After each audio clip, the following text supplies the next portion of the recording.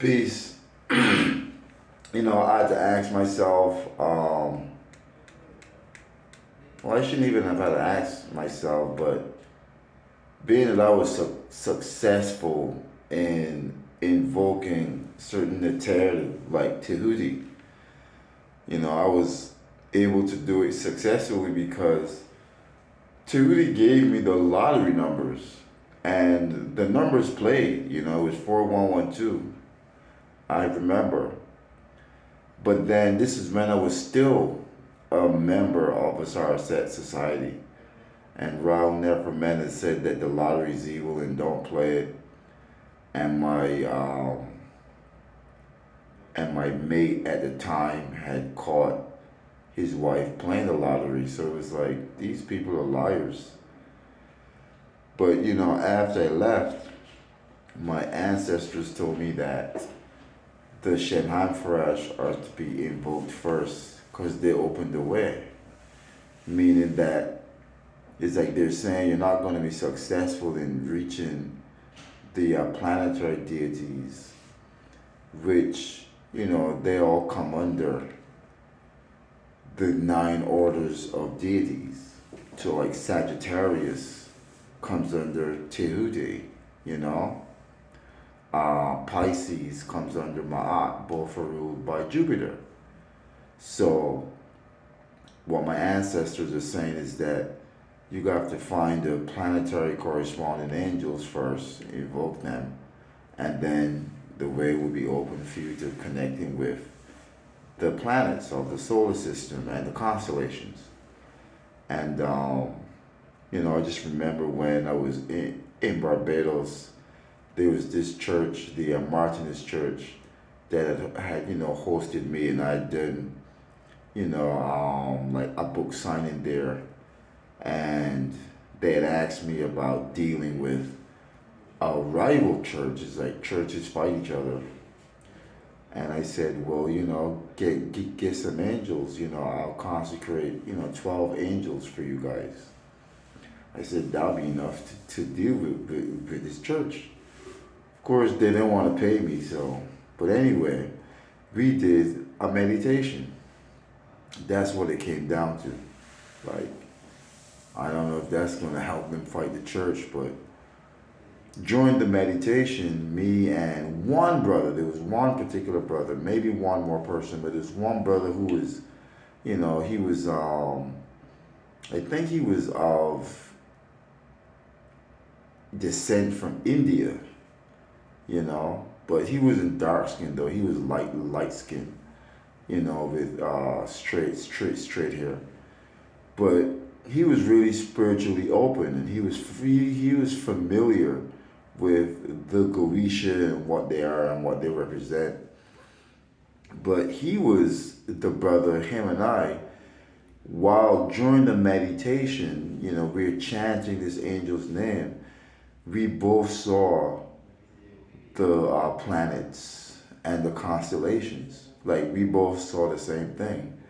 And, I wasn't surprised because, when people are connected, they are connected. And they say certain things and, it's the truth. But, one of the things that I wanted to advise is that if you want to progress faster with the chants, with the invocations, you do meditation. You know, when I was first learning to invoke the angels, my mate said, "You're supposed to chant them out loud." And I said to her, "You can chant them inside of your head too."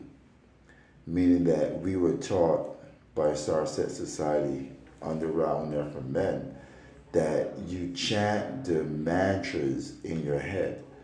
And he said that, if you really want to get powerful with meditation, you're supposed to chant as loud as possible in your head. And if you're a student or practitioner of meditation, it should become obvious to you that the more intensely you are focused on the chanting of the mantra in your head, the more powerful you become. And this had reached a point where I had an experience which I really don't try to repeat. I'm just being honest about myself. When something powerful happens, it scares me.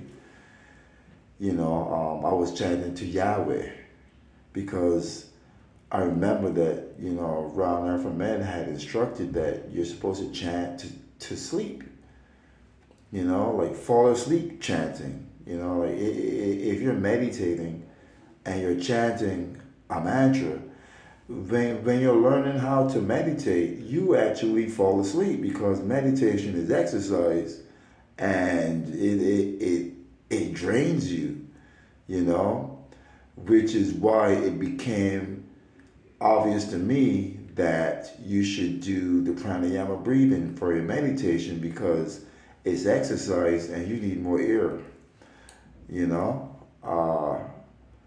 You don't want to be too weak when you are meditating, but at the same time now, if you're not weak, if you're breathing right, and if you're chanting and you fall asleep, it's like you blank out, but your spirit is still working, it's still chanting. You wake up in your spirit body, and that sound and mantra starts to actually manipulate the hydrogen and the oxygen, the molecules in the air, and you start to absorb and assimilate them. You start to feed on the air whilst your body is asleep. Your spirit is awake, chanting the mantras, your spirit is breathing, and there's an alchemy that occurs. And that happened to me. And I was very scared, and I never did it again. Bye.